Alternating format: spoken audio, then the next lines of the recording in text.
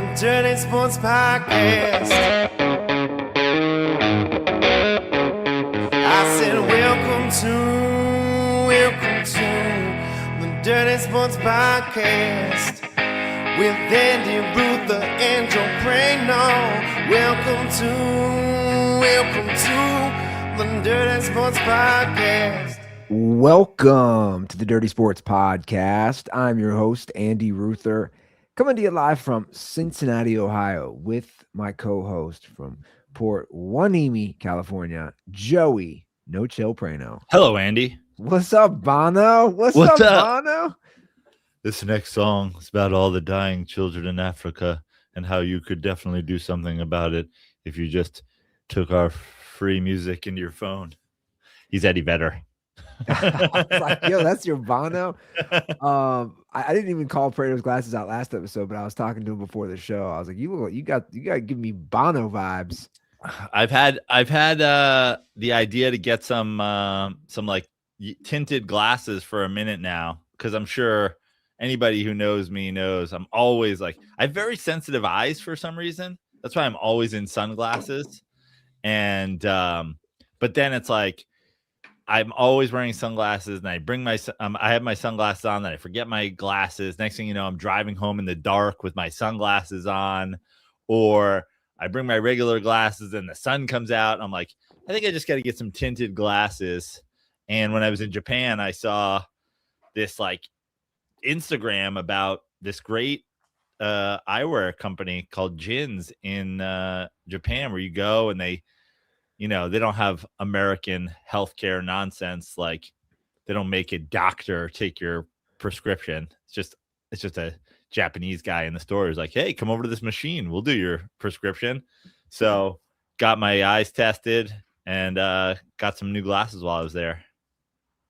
And now when in doubt, like I brought my sunglasses to Colorado, but like when in doubt, I've always got these, and these can cross over between both at the same time. Plus, like I told you before the show, they're blue light glasses, and they cut out 60% of the blue light from my phone. So no more eye cancer or whatever that shit causes. They're hybrid. Yeah. So I mean, when I wear them out as sunglasses, they're fine. They can get by, but they're certainly great glasses. They're more for seeing. Yes, they're more for vision. But people will always be like, oh, you sunglasses on inside guy. And I'm like, they're prescription sunglasses and I don't have my glasses. So what do you want me to do? Not see the television? I remember the thing from Curb Your Enthusiasm. The only people who wear sunglasses inside are blind guys and assholes. And I always go, well, I'll give you a tip. I'm not a blind guy. I mean, yeah, it's some people, performers have done it as like a thing. For sure, the sunglasses. Well, are you like finally back? I'm finally back. I'm here for at least the next 2 weeks. I'm here until next Thursday. Then I go to Tahoe and the Bay for a minute. Turning into quite the nomad. Yeah, just trying to get on the road a little bit more. I mean, obviously the honeymoon was a thing, but trying to do a little bit more stand up on the road.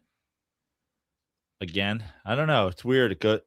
It feels like that happens in bunches. Like probably I'd say 2-3 years ago now, it's probably a similar feel. Like I was on the road all the time and then just like hit a dead spot. And now getting booked again. Who travels more, you or quarterback Josh Johnson? Hard to travel more than Josh Johnson. What has he been on 17 teams? Is it 17 or is that what the number is? I don't even know. I know you sent me the tweet that had all of them listed, including like he played in China or Mexico or some shit, like the Arena Football League. Sacramento Mountain Lions. Okay. I'll just reel it off in order. Okay. Bucks, Niners, Sacramento Mountain Lions, Browns, Bengals, Niners, Bengals, Jets, Colts, Bills, Ravens, Giants, Texans. I literally couldn't keep. I was trying to count. I couldn't keep up. Yeah. Raiders, San Diego Fleet. Apparently he was an admiral in the Navy. I don't know.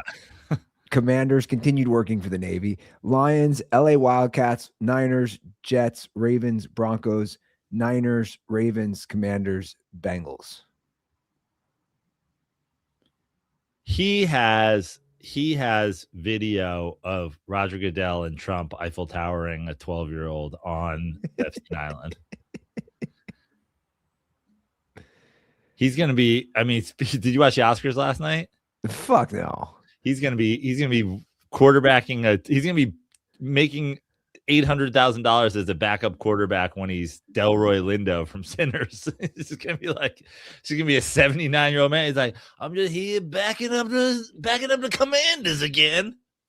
It's funny. I don't know who that is. I don't even know what Sinners is about. Like, bro, I am so far. Well, you know who Delroy Lindo is. Who's Delroy Lindo? If you saw his face, you'd be like, that guy. You've seen him in 1,000 things over the years. Pull him up. I mean, you're gonna. Okay, I know who he is. Yeah. What is Sinners about? Vampires.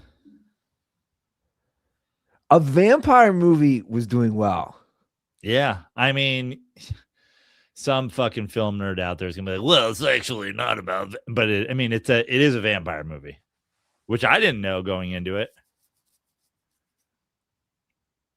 I did see the clip of Michael B. Jordan, and I love the spin. Like, he goes in and out after his Oscars win with an entire crew and security. I'm like, stop acting like it's just a normal dude showing up at In and Out with his Oscar.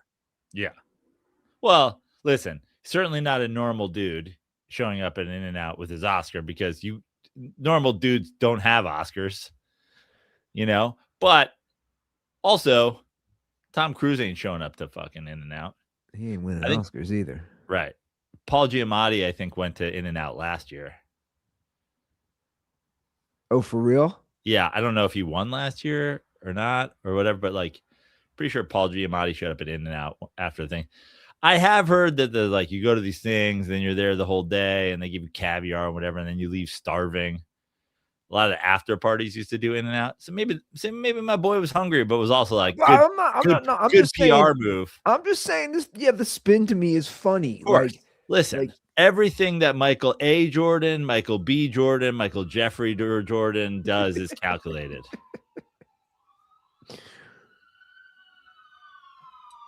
Well, I guess that can segue into the KD Jordan thing we saw. What is it? Kevin Durant is going to pass Michael Jordan pretty soon. What was this? This was as of 2 days ago. He's 87 points away from passing Jordan, 5th place all time in career points. And I know you're just licking your chops for this one at 2,000 less shots. Yep. And listen, the game changed threes. What's that? The game has changed with 3-pointers. Well, listen, Andy, one of our famous YouTube videos is NBA Math, where we debunked the 3-point shot as the reason LeBron James passed Michael Jordan in 1,700 less shots. Fully debunked. Now, conversely, Kevin Durant is actually, his 3-point shot has been beneficial to his scoring career. He does have, a true shooting percentage or whatever that greatly increases. Like, I think he's scoring about 117 points, I think it is, per 100 shots on threes. Because I think he shoots like 39% from three. Yeah, that'd be right. So 117 points per 100 shots. So his actually goes up. Like, it's different than the NBA math. But the fact of the matter is, and I'm fucking sick of the conversation. First of all, again, I want to reiterate that whole theory when it comes to LeBron James, we fully debunked in a 9-minute NBA math video that is available on our YouTube.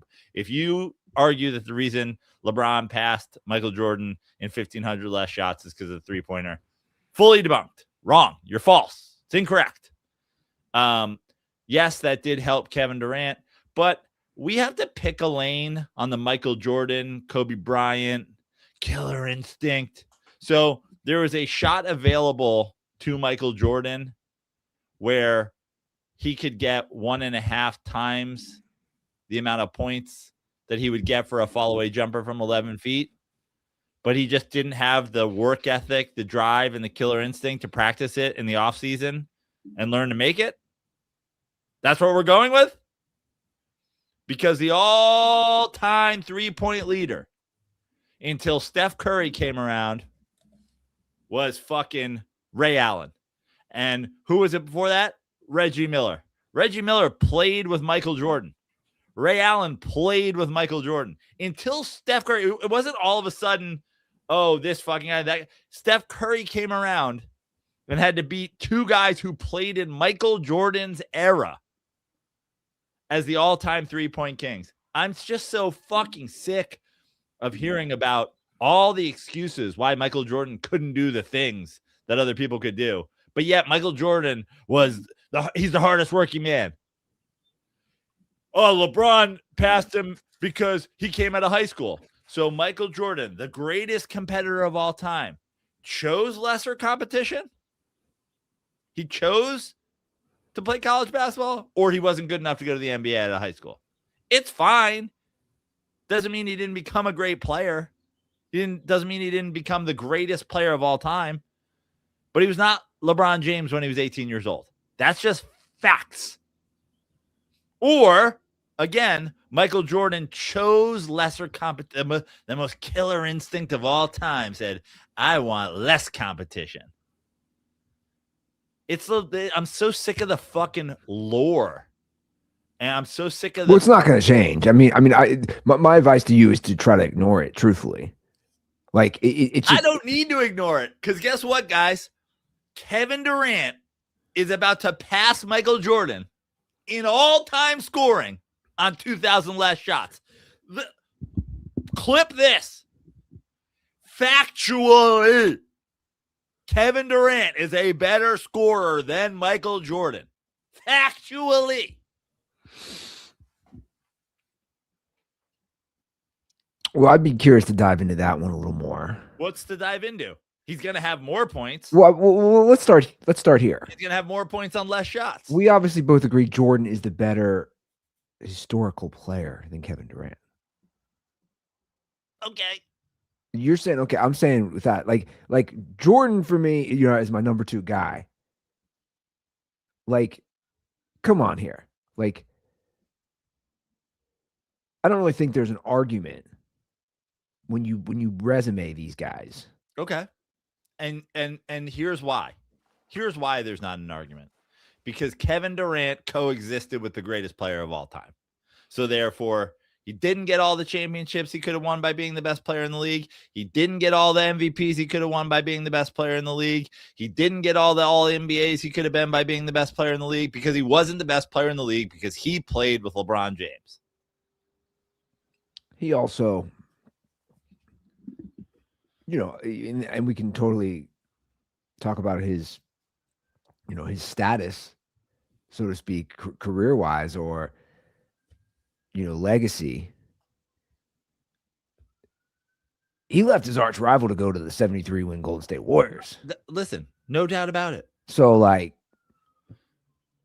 but all we're talking about here is, when you're talking about accolades, Michael Jordan wasn't winning the MVP of the league when it was Bird and Magic.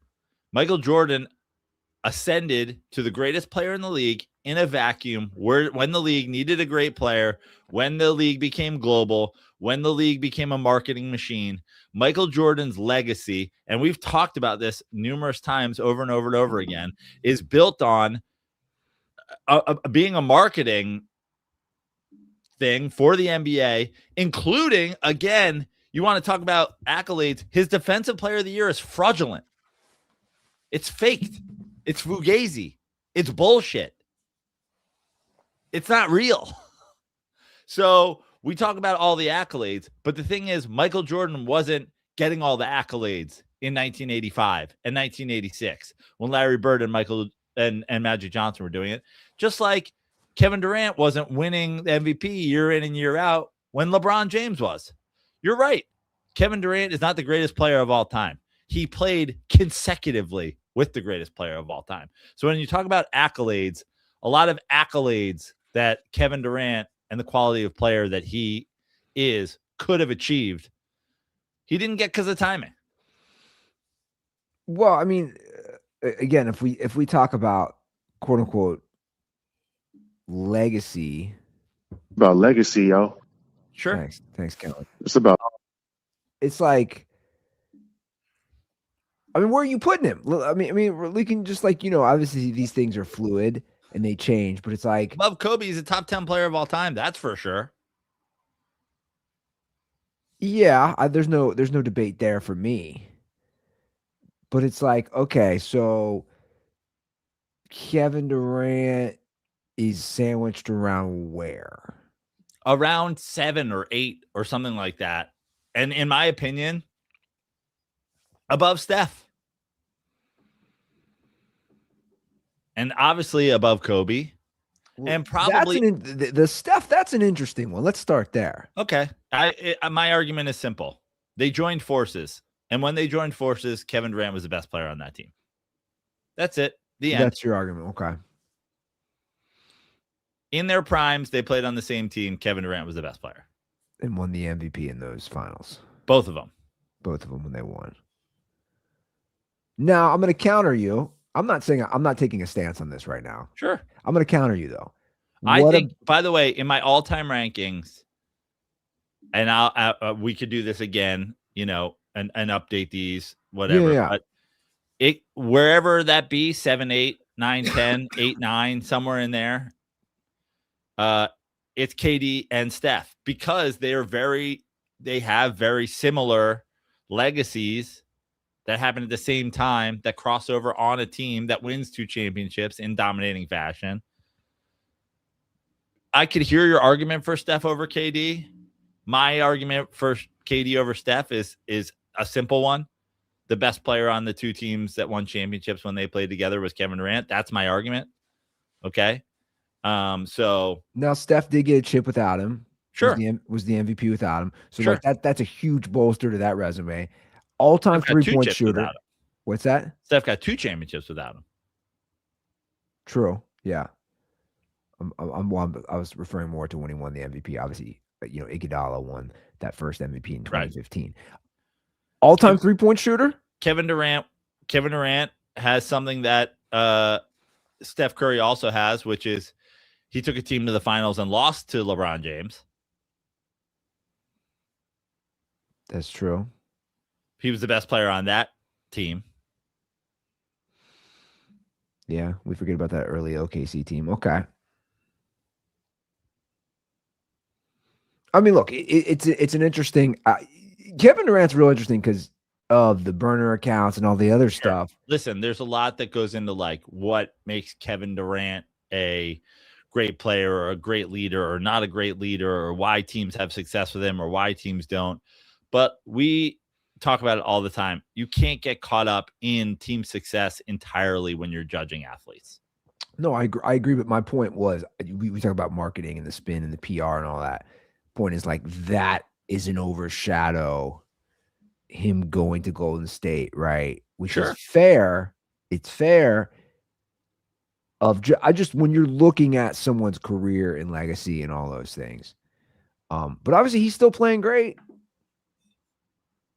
What is he? You're 15? No, geez, you're 18.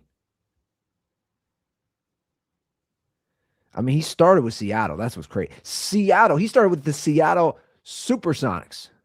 He's going to join the league when Seattle is a team, and he's going to leave the league when Seattle's a team.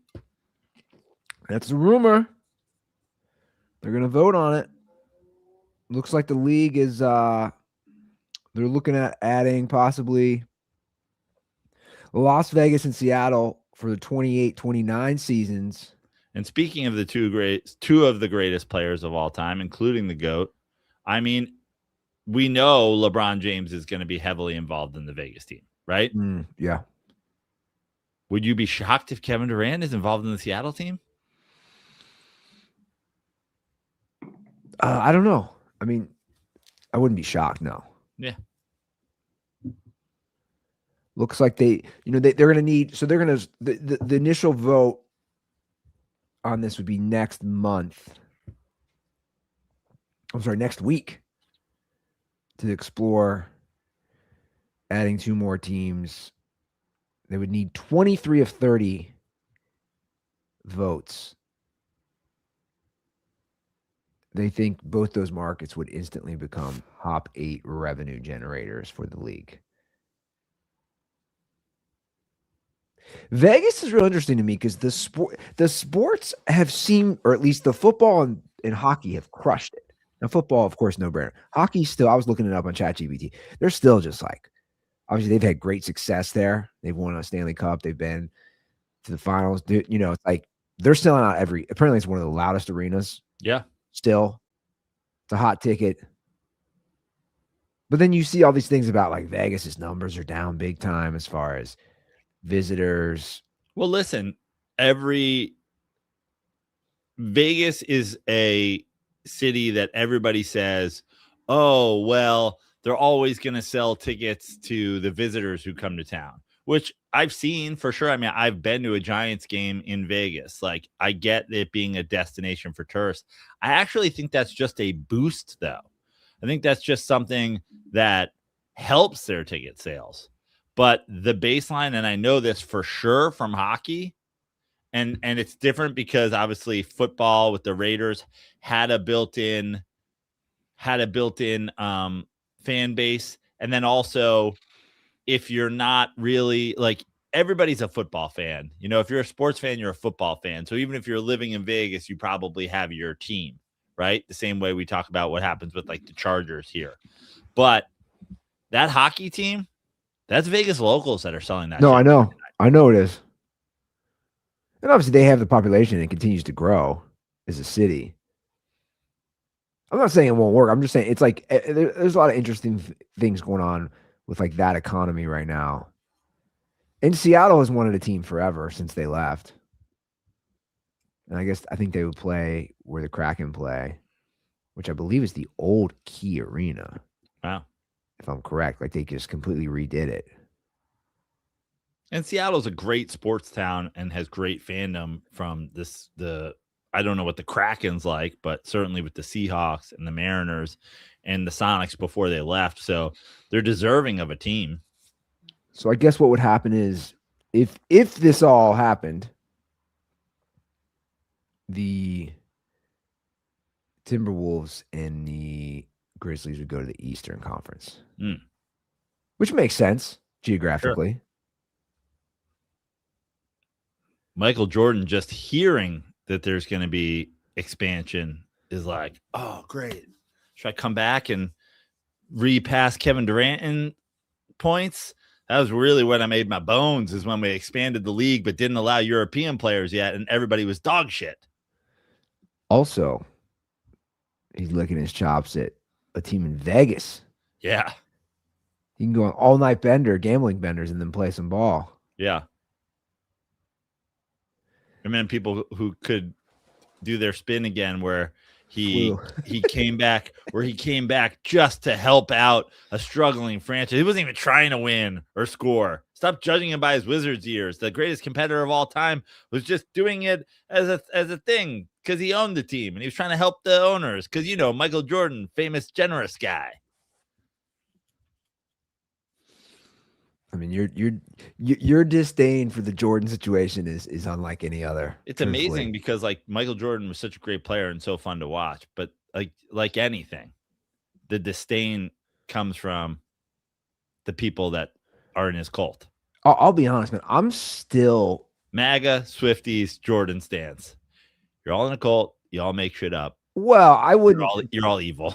I wouldn't. I would say that goes both. Like, I don't know what the equivalent of MAGA would be on the other side. I mean, I think we saw it. Well, there isn't one, I would say. I don't know. I don't know if there's a term for it. Well, there's certainly not one on the other side in terms of having a person that they ride for. If there was, we wouldn't be in this situation. But I would argue that the whole MAGA thing is very fractured at this point. There's a lot of people who would consider themselves quote unquote MAGA who are like, yo, I'm fully against this Iran shit. I'm fully against a lot of this shit. And Well, now I think we're now we're like breaking off MAGA and conservatives into two separate things. Like you could be a Republican and a conservative. The MAGA are the people who hated Iran and now support it because their cult leader did it.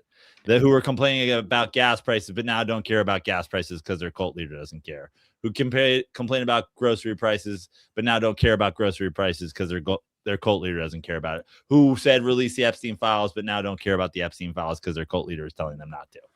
That's what I'm talking about. The cultish following of Michael Jordan, Taylor Swift, and Donald Trump. I'm not talking about Republican people. Well, there's definitely pop music fans or I wouldn't disagree Chicago with Bulls fans. The cult element is, I would say, almost as extremely strong, in culture now, more so than probably any time in our lives. The cult thing, it is interesting because truthfully,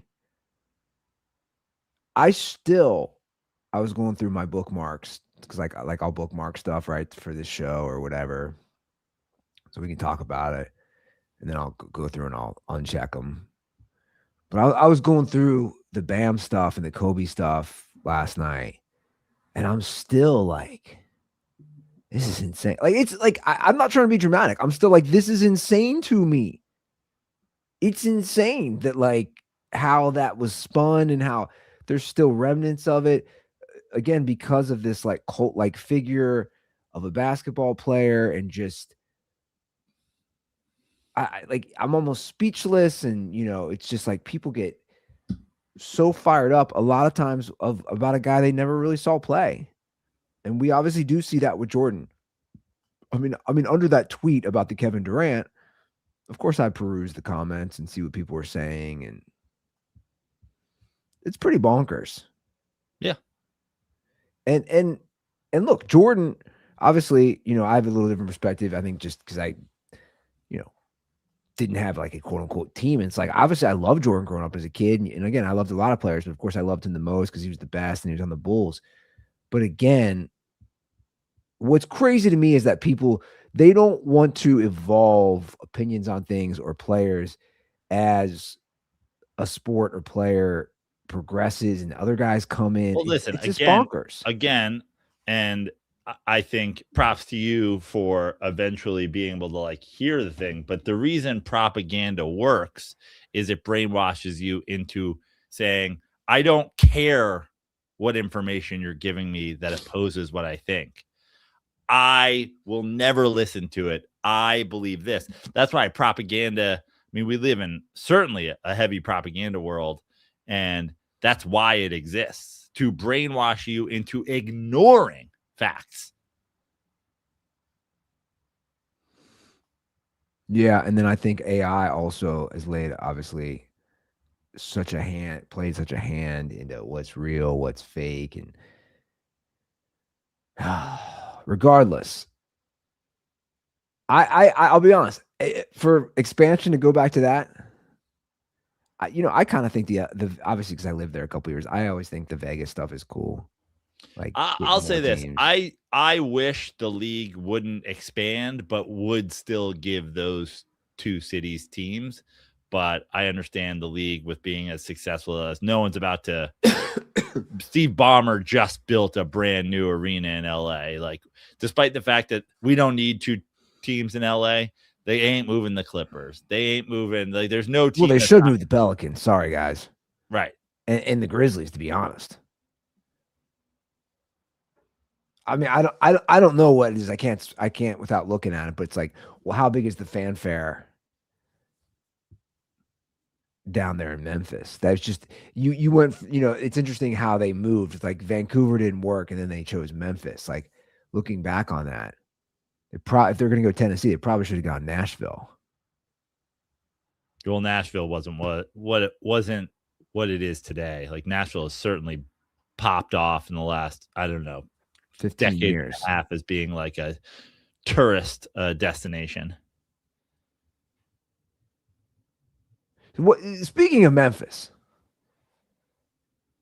like, has Ja Morant just fallen off ever since all this stuff? I mean, there's a lot with the Ja Morant thing, but in addition to all the gun nonsense and the craziness and the general, like, I would say, I don't want to say diva attitude, but like problem child issues that have with Ja Morant. He's also dealt with a ton of injuries. And this is probably as important as anything, is all that stuff factor into the fact that Ja Morant hasn't really evolved as a player.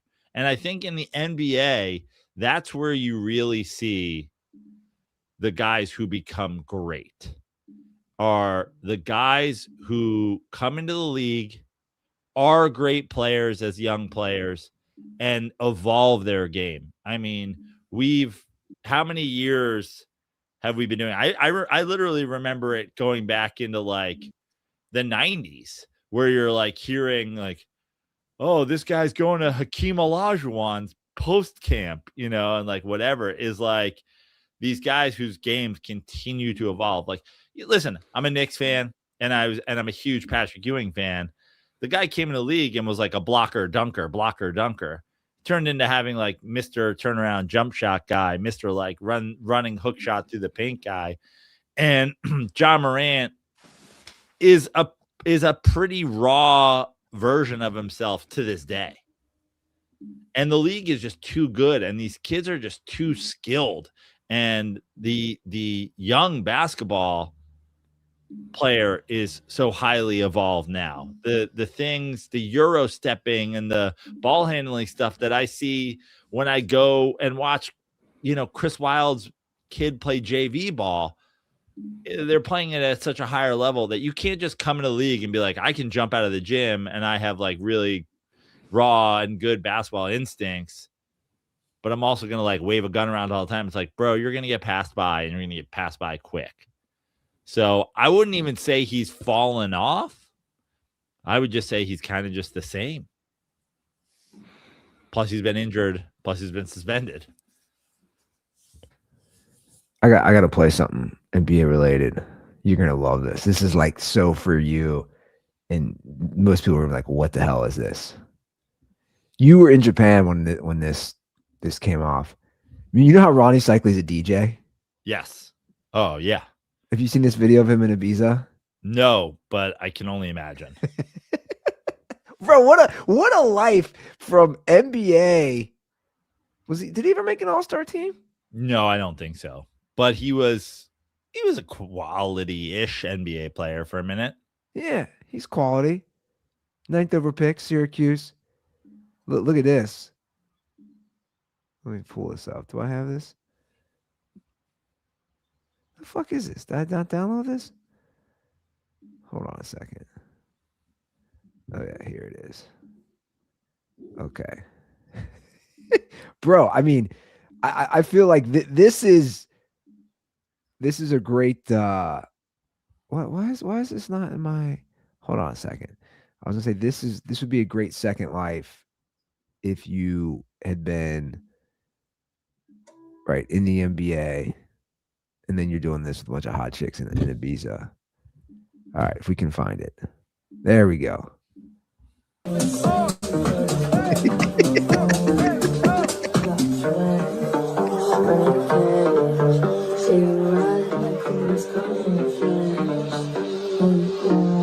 Look at this, Frano.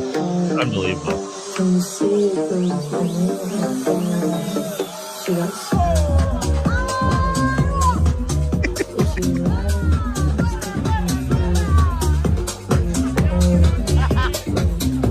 By the way, who's filming this that they're like 8 inches above 7-footer Ronnie Cycli? What a life, man. He went to straight to DJing pretty fast too. Like I remember it being like a punchline. Like he was straight out of the NBA. And he's like, I'm gonna be a DJ. Before DJs, he's like, that's what I'm saying. He's a trailblazer. Yeah, and he's Greek, and he fucking played in Miami, so he's like, he's teed up. By the way, shout out to Dirtball Corbin Stoddard, who came out with his soon-to-be wife to the show in Steamboat. He'll know that I really wish Ronnie Cycli was was the DJ of the show on Saturday night. The guy who was running sound, Andy, in the middle got wasted apparently, and in the middle of my last joke just started playing music. And I was like, during the close. During one of the closers, and I was like, "Are you playing me off?" And he started to talk, and he was like talking nonsense. I was like, "This is proof right here. DJ should never fucking talk." I was like, "You're not making any fucking sense." And then the guy who runs the show came over and was like screaming at him. Bro, that's hilarious. What a shit show. Shit show. I was so fucking mad. How did you recover from that? I mean, people seemingly you just made fun of him, right? Yeah. And people said it was very enjoyable that I shit on the DJ. You think I'm gonna be ready to do some stand-up comedy here in 3 months? It feels like you have sufficient time. I gotta start hitting some mics. I've been writing some stuff. Yeah, love it. It's like family friendly, and then it can just go real dark quickly. I'm like, I don't know if a crowd can handle that, and I also don't really give a shit. Like, ooh, that's where he ended up going with the kid jokes. That's a little dark. What are you gonna do, right? Can't wait. Well, you write what makes you happy. That you have to, right? Especially at this point, it's like, dude, I'm not really doing this anymore. So it's like, if this makes me laugh, makes me laugh. We were driving into. I did 2 shows in Steamboat this weekend, and then on Thursday night we did a show in Gypsum, Colorado. And Pete Sestaro and I drove to the show in Gypsum, Colorado. It's actually in Eagle County, and the host made a Kobe Bryant reference. But we're pulling in, and as we're pulling in, Jay called me, and on one of his episodes that comes out in a couple weeks, he was talking about why he just doesn't even want to do stand-up anymore. And Greg Fitzsimmons like, we got to get you back out there, man. You're just too good a comic not to be out there. And Jay's like, where are you going this weekend? And he's like, Janesville, Wisconsin. And Jay was like, this is why I don't want to go. I got to go to fucking Janesville, Wisconsin. And so he called me because he was like thinking about that and was like laughing. And I was like, I'm pulling into a brewery in Gypsum, Colorado. And Jay goes, well, don't overthink it. Just make them like you. That's all that matters. And I hung up and I looked at Pete Star. I was like, I don't care if they like me at all. Like, in fact, I feel like my comedy brand is make them not like me, but make them laugh anyway. Yeah, but I think deep down everybody wants to be liked, right? I want to be, when I do stand-up, I want to be funny. I don't really care if they like me. But if you laugh at somebody, you like them, I think. Yeah, I think that there is I think I do take the approach of like, I kind of want to antagonize them, but make them laugh anyway. Make them laugh at things they don't want to laugh at, or make them laugh at things that when they hear the setup, they're like, I'm not going to like this. But by the end, they do. Yeah. Well, I mean, obviously, it's just, like you said, you got to just do what you like. Well, it's true. I mean, it's true. I think that's the hardest part when you're young. That's for sure. You'll like this. Tomorrow, I'll be taping my appearance on Comics Unleashed with Byron Allen. I mean, you want to talk about doing stuff that the people like. They were like, give us 8 to 10 bits. I give them 7 because I was like, those are the 7 bits that I can come up with that aren't going to make your audience hate me, Byron hate me, the censors hate me. Byron's still doing Comics Unleashed, huh? Oh, it's the new Comics Unleashed. It's been brought all the way back. It's come all the way back. It's like a new production, and now everyone's done it. So where's that air? CBS, I believe. CBS, like, is it still late night syndication? I believe it's now on after. I believe it's on now after Colbert because they got rid of after midnight or whatever. Like, there's no. Is it still? I mean, I know you're going on. I'm not trying to trash it, but no, Is it still the same setup where 100%. he asks you a question like it's a normal question, but he's actually asking you to do your stand-up bit? Yeah. He's like, so Andy. He's like, Andy, you like Taco Bell? He's like, so you used to teach little Mexican kids, right? No, In he's Las just like, Vegas? so you were a teacher. Yeah. Yeah. Let me tell you about that. So you used to teach English. Oh, So man. Andy, you like Mexican food? You're like, but you can't say Taco Bell. That's what I learned. You can't take you can't You mention can't do corporate things. You corporate can't make stuff, yeah, 'cause it's mention TV. celebrities. Did he didn't he buy the Weather Channel? Yeah. So he's made like a shit ton of money. You know what he bought the Weather Channel for? Like $300 million. So he made all his money on like syndication with Comics Unleashed? No, not just that, but remember he used to do the what are they called? The junket show too, where he'd be like interviewing celebrities at junkets. But by the way, he's actually kind of a genius. Oh, he's got to be. He bought all his own airtime. That's what I'm saying. And then sold his own airtime. Yeah, I mean, his company. This is again Wikipedia. Quick look as of 2022 was valued at $4.5 billion. Yeah. And in February of 2022, Allen made a bid to buy the Denver Broncos. Let's go. Really? He's worth that much?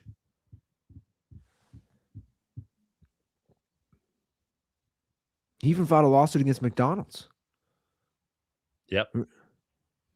Don't put any of this in the description. We don't need them to know the day before I tape. Byron Allen. No, it's mostly all. I mean, I'm just perusing through. It's mostly all like, again, it's like your total success story. Yeah, it's incredible. And he's only 64. He's one of those black dudes who looks like 20 years younger than him. Yeah. Than how his age. That's always funny to me about black people. They either look so young or like 40 years older than they should look. like there's nobody who just like looks their age. Like, yeah. Do you know we had George Wallace on Jay's show the other day. Jay said black don't crack, and I think George Wallace said, but it does bend. He's a funny dude. Yeah. He's a lunatic too. He used to what's he doing these days? He just does stand up. When I lived in Vegas, he had that residency. I think he still maybe has a residency in Vegas because he definitely lives in Vegas. He has a house in Vegas. I remember seeing him. He's pretty funny. I love his Twitter and whatnot. I haven't seen his. I haven't followed it. Is it pretty funny? Yeah. He always says some shit and whatnot. Man, I didn't realize he's still out there. Yeah. You watched any of this World Baseball Classic? Watched a lot of it. Yeah. You'll hate to hear this. I know. I'm rooting for Italy.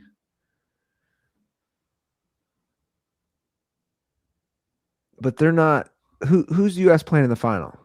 They're the U.S. That is undetermined. The winner of Venezuela, Italy. Yeah.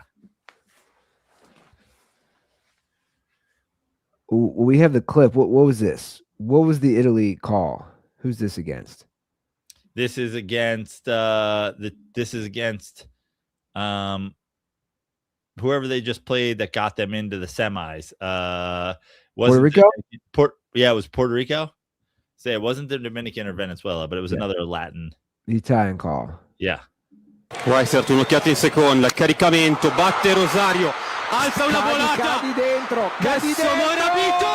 Sì! L'Italia vola a Miami! L'Italia è in semifinale al World Baseball Classic! È tutto vero, Italia!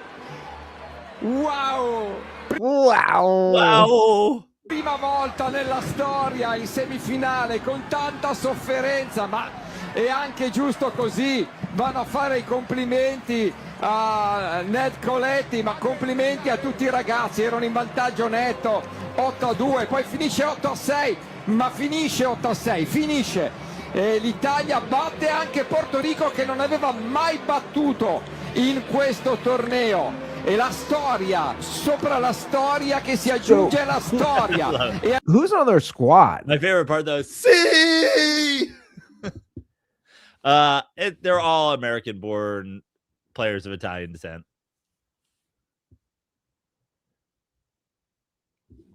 So it's not just, yeah. So we're here for them. They're drinking espresso after home runs in the dugout. They're fucking wearing Armani suits and shit. They're leaning in, and I love it. I'm here for it. There's no like Italian guy. There's no. Is it? No, Is like all? Is it like all Americans? Basically all Americans. But if they're Italian Americans. Well, I mean, there's been obviously I feel like this does pretty well. I mean, these games there's pretty action packed. Yeah, it was sad Japan lost. I think they lost to Venezuela, which did. Yeah. So that's the semifinal game. But U.S. beat Dominican Republic in a close one last night on a call about 6 inches below the strike zone. But it was 2-1.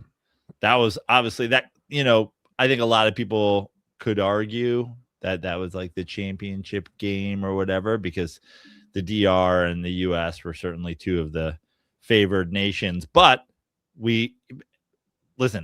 Italy fucking hammered the US the last time they played, and Venezuela beat Japan. So one game, baseball games, anything is possible. Yeah. That's true.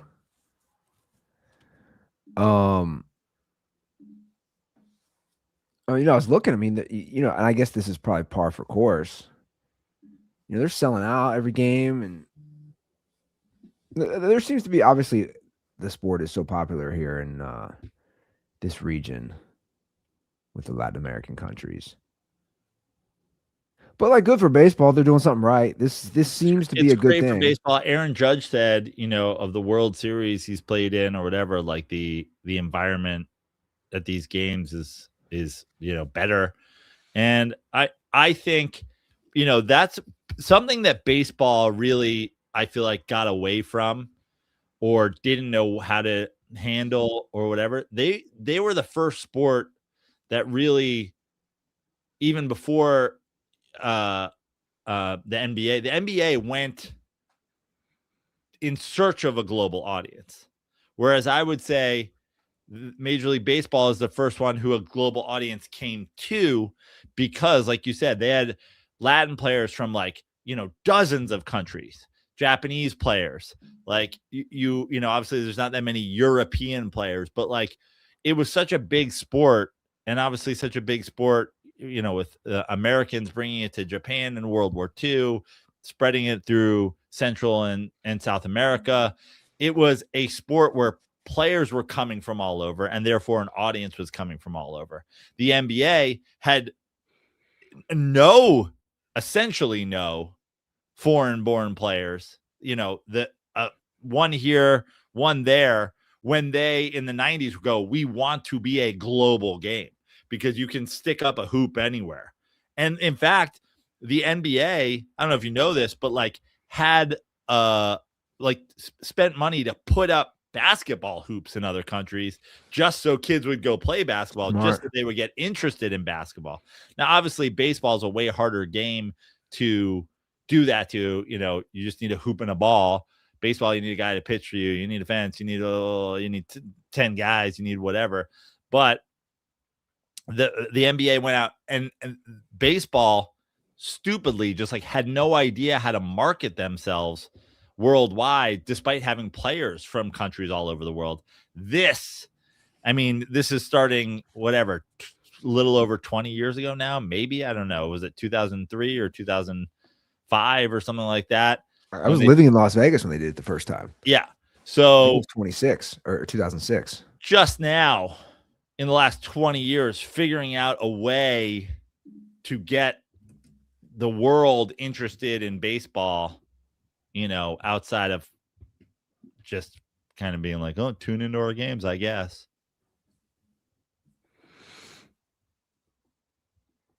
And this is like, listen, I got to imagine if you listen just to that broadcast that we just did, that even though they're Italian Americans or they're like Americans of Italian descent, I'm sure at least a fair portion of Italy is going to tune into that semifinals game.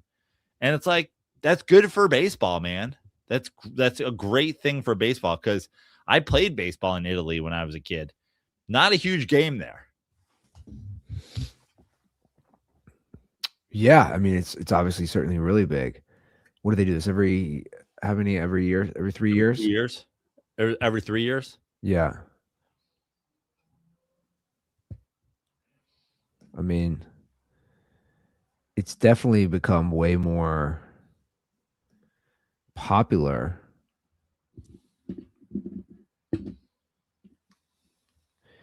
It's again, one of the few good things they do, baseball, for marketing.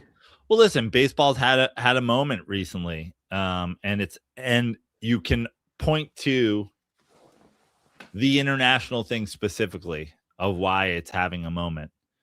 Shohei Ohtani and the big Japanese push has been huge. For I mean, when I say Shohei Ohtani is everywhere in Japan, I mean everywhere. There is not a second that you are walking in the city of Tokyo where Shohei Ohtani is not looking at you. And he's not a Japanese baseball player. He's a major league baseball player. That is huge for baseball. You combine that with a little bit better marketing in regards to like TV, some kind of modern shifts, obviously getting baseball on the Apple TV, getting baseball, like ESPN was just dropping the ball with baseball for so long. And, some other folks have jumped in. Baseball is having a moment. Will baseball ever be the number one sport in America again, like it was for the better part of a century? No. But there's a world where people can be excited about it and it can exist and people can tune in, and it's just not baseball. I think in the last 5 years has done a good job to make sure that they don't just become hockey, where it's like, oh, it's this like niche thing that like, there's a mighty audience of small people that care about like this, like, oh, it's a small audience, but they're passionate about it. It's like baseball's, found new viewers again. And listen, I hate the pitch clock, but shout out the pitch clock, I guess, if like it helps casuals get involved.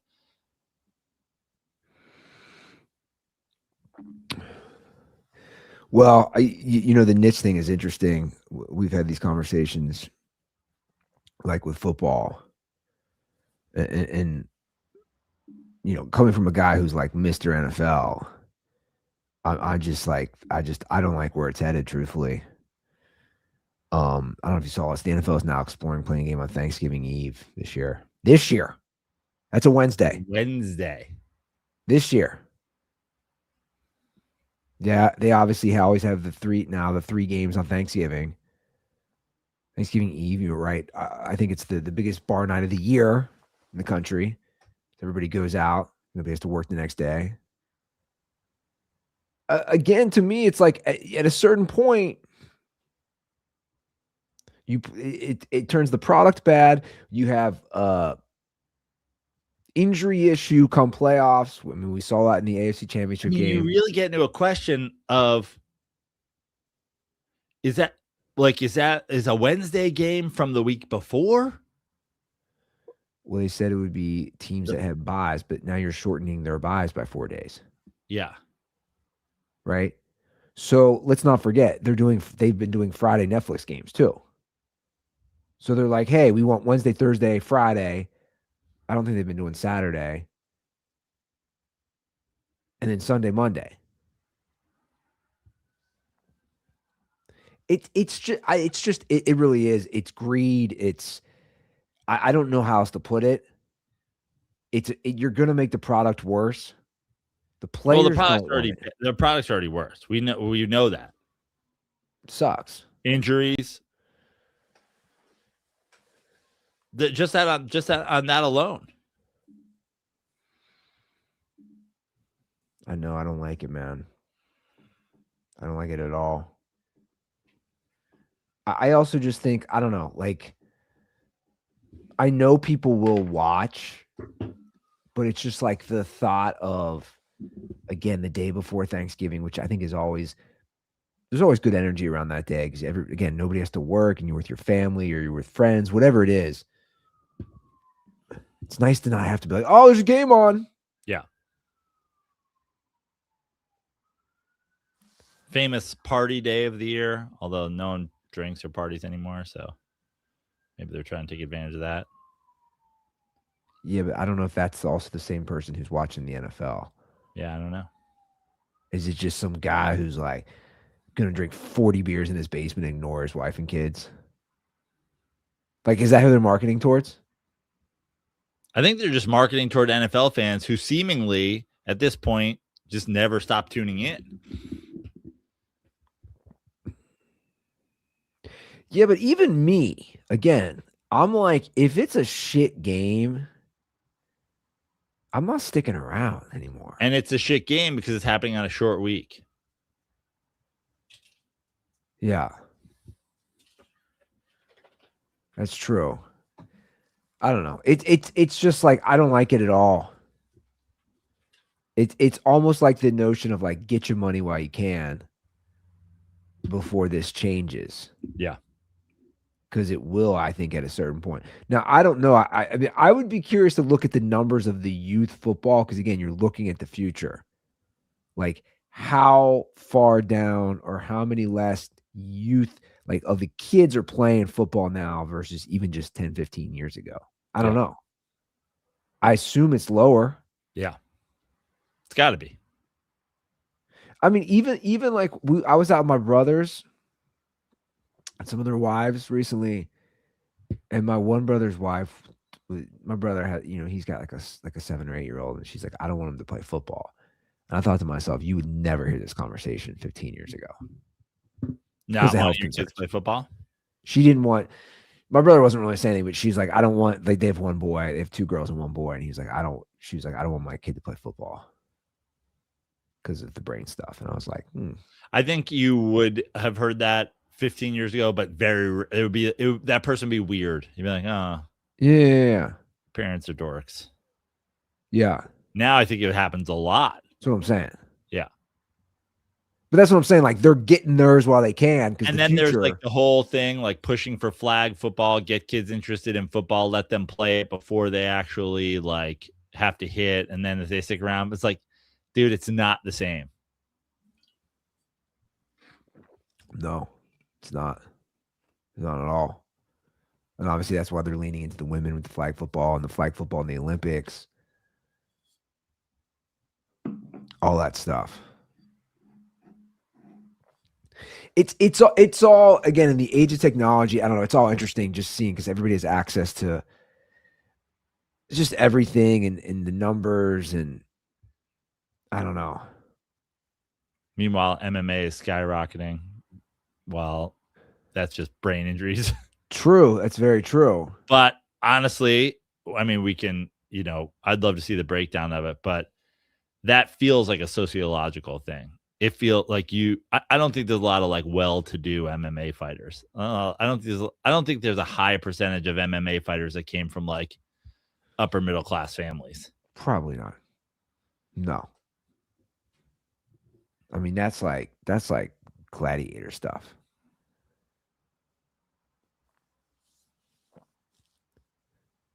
I'm just saying, like, NFL fatigue. And again, maybe it's just my personal where I'm at in my life. But even I'm like, guys, we have like 6 more months.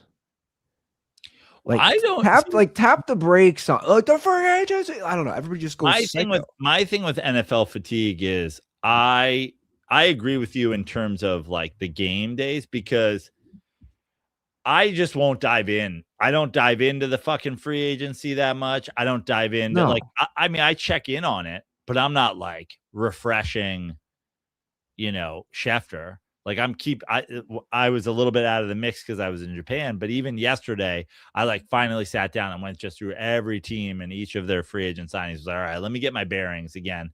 But I'm not doing the Schefter refresh. I'm certainly not sitting there like waiting for them like the countdown 3, 2, 1 NFL schedule. Like I don't do all that shit, but I think the real NFL fatigue comes from there was a time where we were all so crazy about football that we found a way with Sunday Ticket and whatever to sit down on a Sunday and just be like, yo, from sometimes 6 a.m. LA time when you talk about having a European game or whatever through the night game. I'm watching football all day. I'm watching 12 games of football simultaneously. When you spread it out and you try to get me then to watch Saturday and Friday and Thursday and Wednesday, it's like, bro, I stopped watching college football because I was like, the NFL has a day of my life. Yeah. You can't have 5 days of my life. Yeah, I agree. That's my point too. That's exactly my point. I'll be in on Monday night and Sunday, but like if it's a trash Thursday game, like I'm not saying it's not on, but like I might be doing some other shit. Whereas the other games, like you're getting my attention. I mean, it's just again, I think fatigue will hit, and I'll say something else. I'll say the Thursday and the Friday and now the Wednesday and all the thing and the Saturday when college football ends is like fine. They throw 2 games on there or whatever, and you watch them or you don't. But the additional days that they've added have affected my Monday night watching. Sunday's still carved out. Sundays in the fall, I'm watching football. But like Monday, I'm like, guys, you got me on Thursday, and I just spent the whole day with you yesterday. I'll be like, I'll check in, and if it's I'll start watching it. But same thing, if it's a bad game or if it's a boring game or if it's teams I don't really care about, and that would have never happened to me before. I agree. Could be our age though too. I mean, I'm just saying, like, I don't know about younger kids. It could be, but also they still get. I mean, dude, I got a buddy. He sends me. He's here in Cincinnati.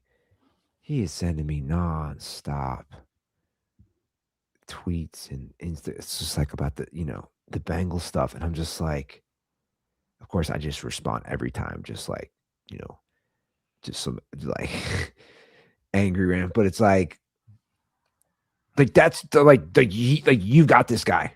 Season tickets every year, 3 kids. It's like you've got him in March, just buying into the draft, buying into a couple mid signings. It's like, well, I think that's where football butters its bread, is that the Turret fans.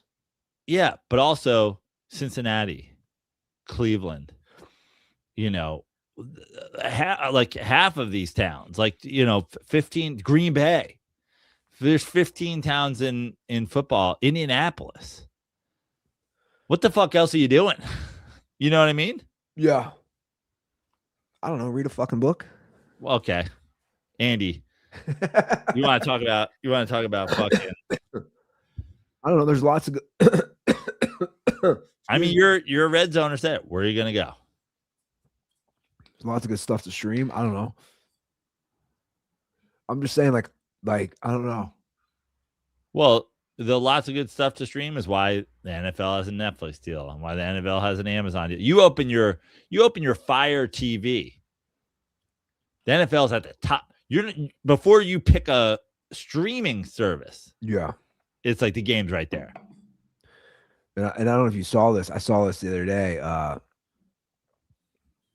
They're going to renegotiate already let me pull this up. I sent it to me and my one buddy, a different buddy. We always talk about like the business end of it. Here it is. The headline I saw was 3 days ago. The NFL has already begun talking to Paramount CBS Sports about a new deal. By the way, the current deal goes through 29/30. This article says, I'm told the current bid asks for about 50 to 60% higher. And in return, the NFL would simply lift its current 29-30 opt-out and keep the deal intact, meaning CBS would get 8 more seasons ending after 2034. So again, fit like that TV money, 50% higher. Yeah. And they're really not but it's just like, you need us. Which again shows to me, it's like, Even why after the Kaepernick thing and the end racism in the end zones, huh? Well, it's not affecting anything. I know. Especially with money, especially with gambling. Here's my thing though, when I see that stuff. If you're an owner, right? If you're an NFL owner, there's only 32 of them, or 31, because the Packers are, public. Why would you not go all in, or at least have a plan if you can't go all in because obviously you don't have the right quarterback, whatever? This is my thing. You are just going to continue to make so much money, regardless, because of the TV revenue sharing. Yeah. If you don't go all in, you're just an asshole owner. It's agreed. It's just so crazy to think somebody not going all in when again, you see these headlines, how much more you're going to make. Hundreds of millions of dollars before you even step foot on the field. It's crazy. One thing real quick I want to talk about, though. I don't know if you saw Justin Fields was traded to the Chiefs. I did see that. I think, here's what I think. Not that this is like a major move. I think Andy Reid is smart enough to work him in packages that's going to help that team. I agree. In key Everybody spots. was like, oh, does this mean like Mahomes? It's like, it's a guy who started games in the NFL, so whatever, but I agree with you entirely. Right, like they bring him in on a 3rd and 2, and he gets a 30-yard run. I wouldn't be surprised if they bring him in and he's in the backfield with Mahomes.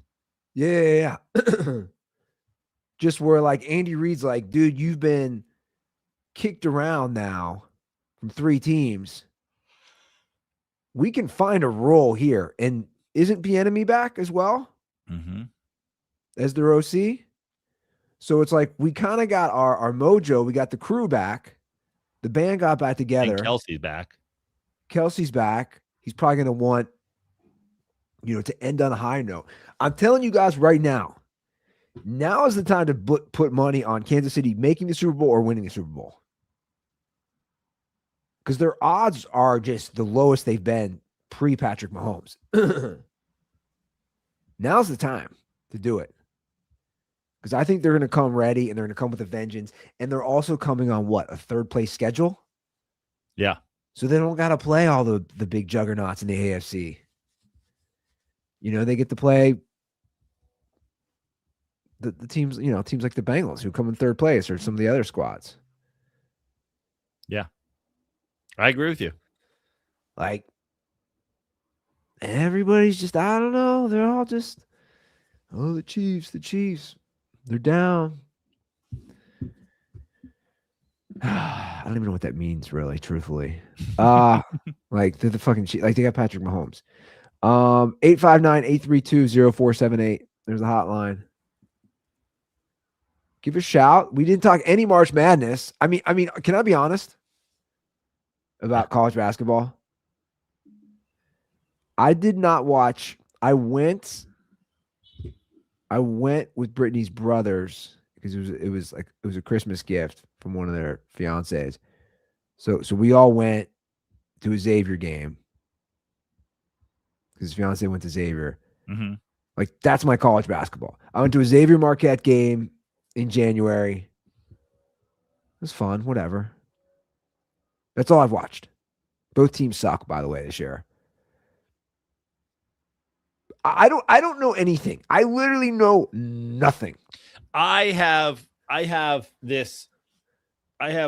obviously a long-standing beef with the quality of college basketball. I actually think there's some part of that, my beef with it, that's improving, but the reason why it's improving is a fucking nightmare, which is now with NIL deals, and you can look this up for like the Indiana team that won the college national championship. The whole team's like 26. Yeah. You're just like, we're going to fill a team with guys who aren't going to the NBA, but are full-on adults. I watched the St. John's UConn Big East final game because Pete Sestaro was in Colorado with me this weekend. He's a huge St. John's fan. Rick Pitino's open about it. He has no interest in recruiting kids out of high school. That's insane to me. Yeah. I mean, it's smart, but it's insane that that's what none of this, again, now this goes back to, now we revert back from, forget the quality of college basketball, which I hated, but now we revert back to my other hatred of college sports, which this has nothing to do with universities. This has nothing to do with higher education. Everybody on the team's 24. So now he's, instead of being the team that like you're going to do the Calipari where you get all these guys and they're going to be NBA recruits and you try to like have talent win out, you're just going to play against kids with adults.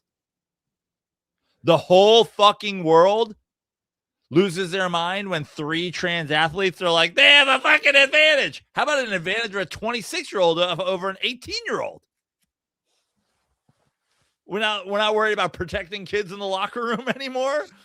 Well, I'll be honest. I don't know, like, what, to me, that's like, I don't know how that's related. I think we're talking about, literally, this has nothing to do with university basketball. This isn't children. This isn't college-age children playing against college-age children. This is adults versus college-age children. Well, but it's, I wouldn't even say versus. I think that's a lot of the teams. I don't even know what it is, because they can transfer. They can. It's so. I forgot to favorite this. I saw something. I saw something that they created. I don't even realize this. Like, RPI apparently isn't a thing anymore. There's a new system, and apparently, who is it? Former South Carolina and Kansas State head coach is Frank. I don't think Frank Martin's still coaching, but I think I saw a quick clip where he's like, the big conferences create. It's like a conspiracy. It's not even a conspiracy. Like, they created this new system to rig the bigger conference teams getting into the tournament. I mean, look, it's all, again, if you have a 25-year-old and the kid keeps transferring, even as a fan, like, how do you have allegiance? It's weird to me. Like, did you talk to Pizza Star about that? Like, how do you even follow your team? He just follows his team. You know what I mean? He's about, it's for him, it's just about the school and the brand. Like, listen, that's why. And I watched the game, and then the adults on St. John's boat raced UConn, but then UConn's a 2 seed and St. John's is a 5. And I'm like, all this, it's all a fucking sham, dude.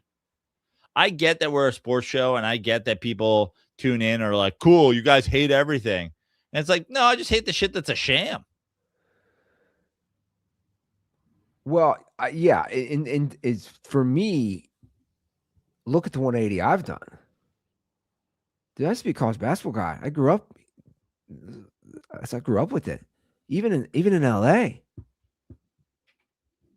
But again, it's the same thing. Like, I stopped when it's just gotten so ridiculous. You know, again, I went to that one game, and somebody was like, I go, I don't know any of these players. I go, but I haven't followed, so that's why I don't. And somebody's like, no, that one guy on Xavier, he was the guy in the Final Four for Florida Atlantic. And I was like, a couple of years ago? They're like, yeah, he's transferred for like 3 different times. And I'm like, what?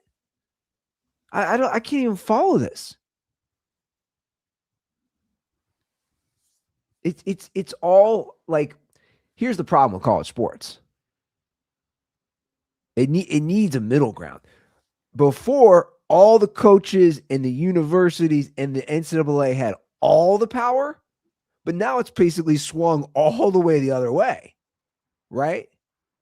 So now all the players, they can transfer whenever they want. The NIL deal, like, it's unlimited. It's like, again, guys are staying in college because they'll make more money than they would go into, let's say, the G League if they're not going to be a high draft pick. It's like it's swung now to it's all player friendly. You need like a middle ground. You need something. You need some sort of. But the same token, I know neither. Like, I don't feel bad for them. I was trying to explain this the other day to somebody. I go, I don't feel bad for the universities, of course not, or the coaches, or like because they took advantage of the players. But that's why I brought up like the trans thing before, which is you have all of these people who scream about things that have to change in sports, but they never scream about the things that actually need to change. Screaming full on world changing, election changing things because 3 athletes swim or play volleyball, shit that no one gives a shit about.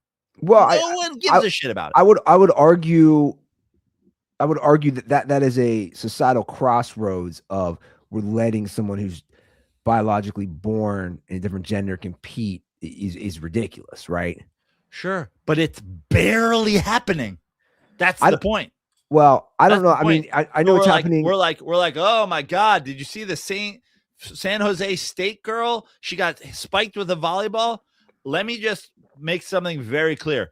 You're lying when you say you care about protecting student athletes if you're focusing on a volleyball player instead of a 27-year-old adult meeting an 18-year-old ball carrier in the middle of the fucking football game. Yeah, but like, again, I like personally on that issue, I don't necessarily see a relation. You know, people are mad because somebody is biologically another gender and is playing. Andy, how many times have we talked about it? How many times have we talked about sports should be separated by sex, by biological sex? But so how is there a connection here is my question. The connection is it doesn't, we're making it like it's a huge deal when it's not. It's almost not happening at all. It's 3 in 549,000 college athletes. There's 2, and we're making it the entire conversation instead of the fact that Indiana's football team just won the national championship with 30-year-olds out there. And we're going, these guys, they'll have a biological advantage. You know who has a biological advantage over children? Adults. Yeah, well, it's all a sham. Well, everybody makes everything an issue except the things that should be an issue. College sports is failing because no one gives a shit about any of this stuff because no one can follow their players going from team to team. And also, we have adults playing with kids. Indiana's the greatest football team in college football history. No. The 1990 49ers are the greatest team in college football history because their average age is the same as the fucking Indiana Hoosiers. It's all a sham. But that's what they do. That's what people do. They focus on bullshit that no one needs to care about. And you let sports actually fucking die.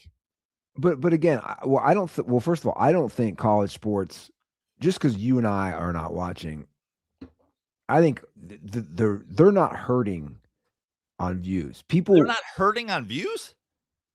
How do you figure that the college sports isn't hurting on views if we now have 2 super conferences instead of before when 19 conferences got TV deals?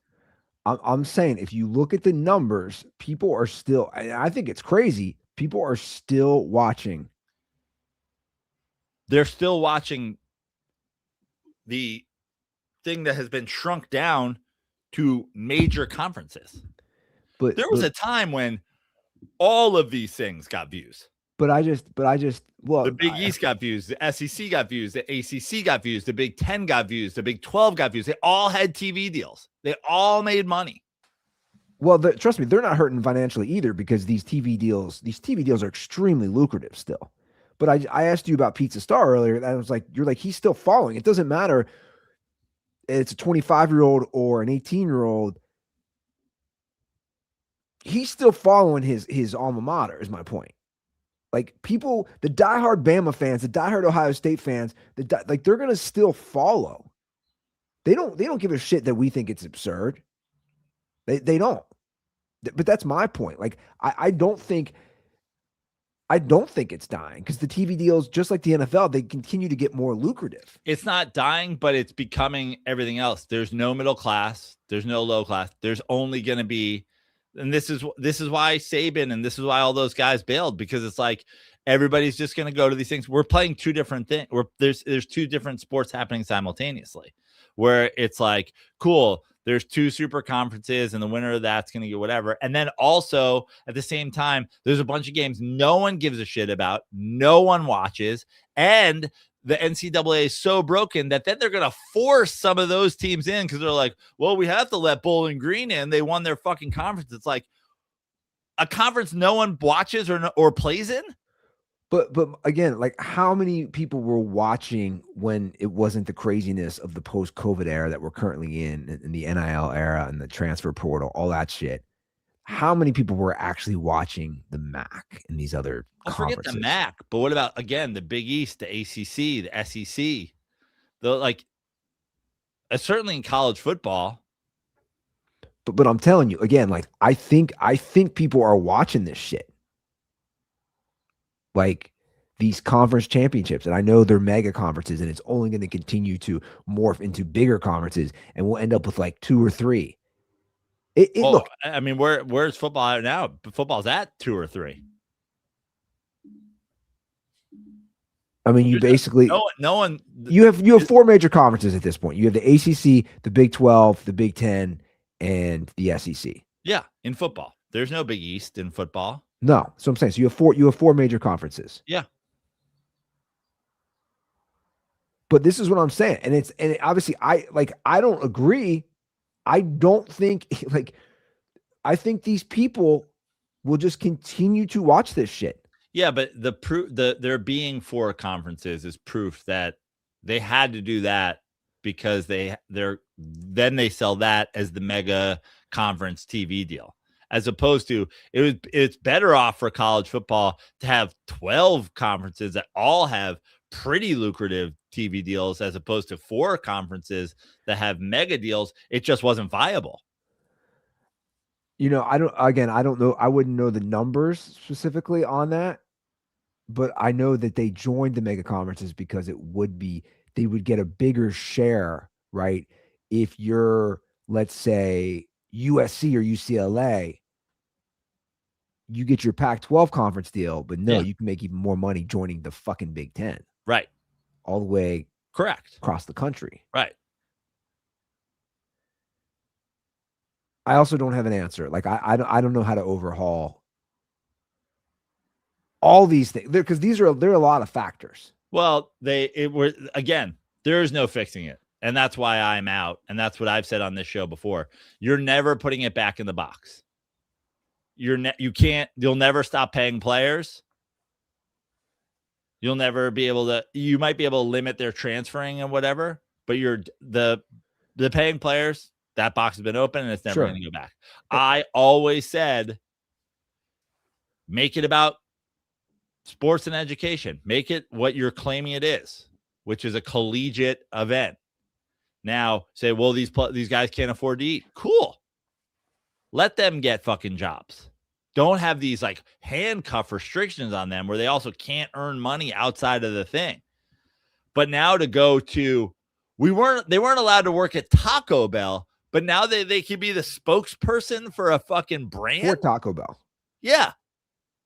You skipped so many middle ground. But that was my point. It went from, it was all controlled. And that was when it was lost forever. Yeah. And it's unfixable.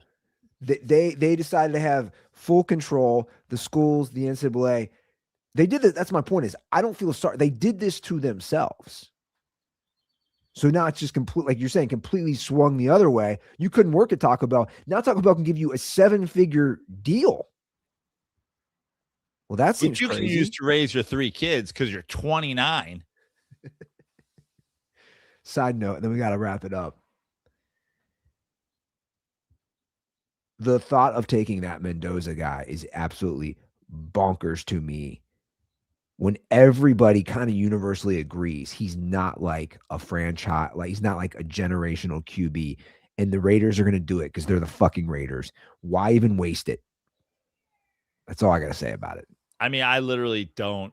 When you talk about NFL, being kind of like I'm not digging into mock drafts. So I'm not either. But my point is,